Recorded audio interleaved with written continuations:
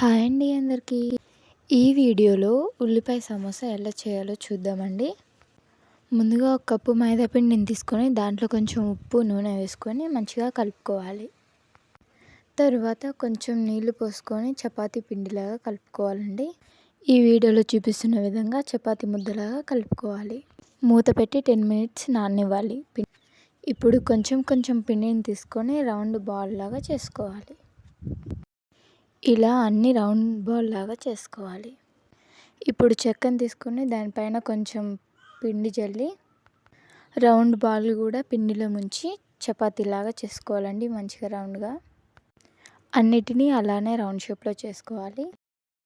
ఇప్పుడు గ్యాస్ మీద పెనం పెట్టి చపాతీని వేసి అటు 10 సెకండ్స్ ఇటు 10 సెకండ్స్ కాల్చుకొని పక్కన పెట్టుకోవాలండి. మరీ ఎక్కువసేపు ఉంచొద్దు, సమోసాలు మంచిగా రావు.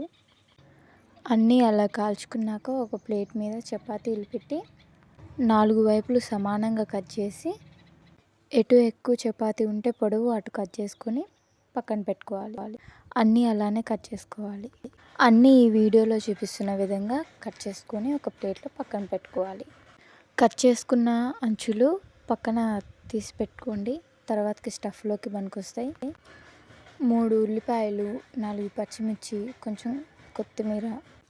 ఇప్పుడు కట్ చేసుకున్న ఉల్లిపాయ ముక్కలు, పచ్చిమిర్చి ముక్కలు, కొంచెం కొత్తిమీర వేసుకొని దాంట్లోకి కారం, ఉప్పు, చాట్ మసాలా వేసుకొని మంచిగా మిక్స్ చేసుకొని పక్కన పెట్టుకోవాలి. మూత పెట్టుకొని 2 చెంచాల మైదా పిండిని తీసుకొని వాటర్ పోసుకొని ఉండలు లేకుండా మంచిగా కలుపుకొని కట్ చేసి పెట్టుకున్న చపాతీలో ఒక పీస్ తీసుకొని దాని చుట్టూ రాయాలి.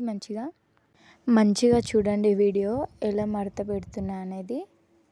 క్లియర్గా చూస్తేనే అర్థమవుతుంది, లేకపోతే ఆయిల్లో వేసేటప్పుడు మొత్తం విచ్చుకుంటాయి అన్నమాట.